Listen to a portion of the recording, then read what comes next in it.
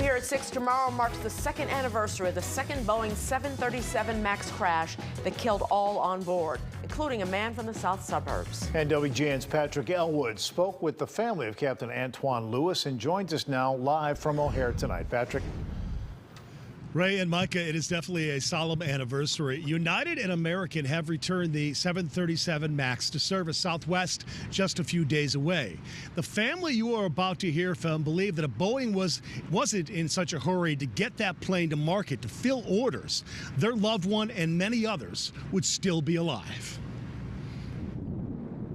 It was 2 years ago tomorrow that Ethiopian Airlines Flight 302 fell from the sky, killing all 157 people aboard. But there's not a day that goes by that I don't think of them, that I don't talk to a picture on the wall, and I know it's a picture on the wall. That is the mother and the sister on the right of Captain Antoine Lewis, who was a passenger on the Boeing 737 MAX that crashed only 6 minutes after takeoff. They're gone now, but the only thing we can do is keep them in our prayers. Raised in Matson, Antoine graduated from Rich Central High School, enlisted in the Army as a third-generation family member, going on to earn bachelor's and master's degrees.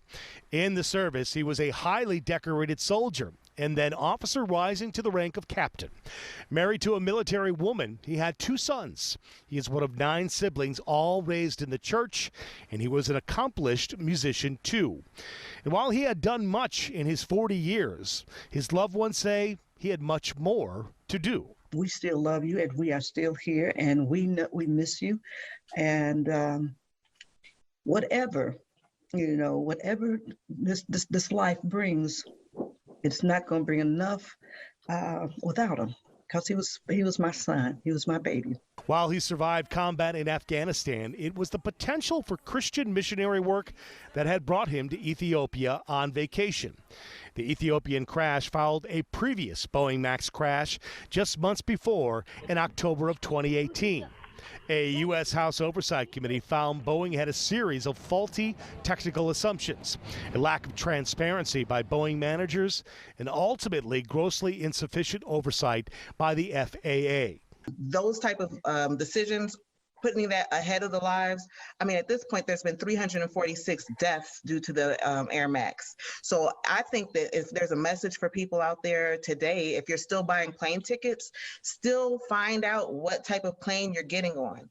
Do not get on the Air Max without first thinking about what that could mean to your family. Tomorrow, a vigil in Washington, D.C. will be held for the victims of these 2 crashes, including more than a dozen Americans. And for that, his mom is grateful. Prayer vigil is something that I think everyone needs.